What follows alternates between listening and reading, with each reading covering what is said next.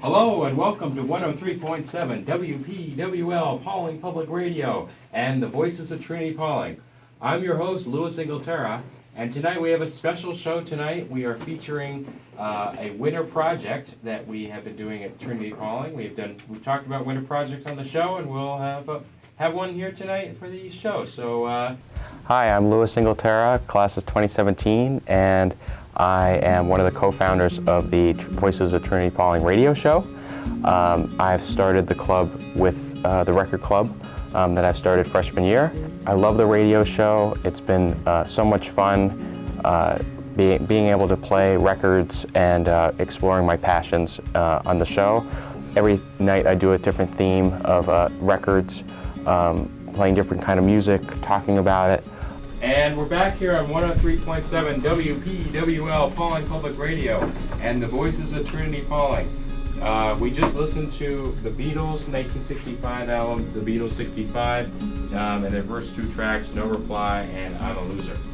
And I'm alongside Ryan Wynn, who just joined us back. Yeah, what's going on? It's Welcome. my first time in like 3 weeks. Yeah.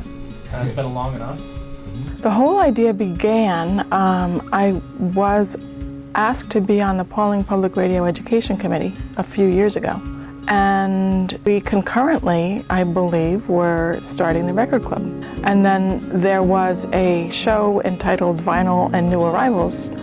So we arranged to go to a Friday night Vinyl and New Arrivals. We had a really great time watching the radio show, and they offered for us to do a show of our own. And so we're all freshmen here, right? All the guys here are freshmen. Yeah. So I guess next up, you wanted to go over a little bit of the freshman experiences so far this year, right? Yeah, that'd be great.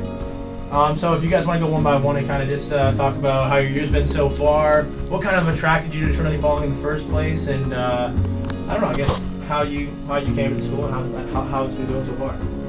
I'm Ryan Wynn. I'm a senior at Trinity-Pawling right now, and I co-host the Voices of Trinity-Pawling with Louis Inglaterra when I can make it on those Fridays. My roommate and I last year for the winter project, we were doing kind of a joint thing that had to do with music and a history aspect, talking about Lowell Thomas and Edward Murrow.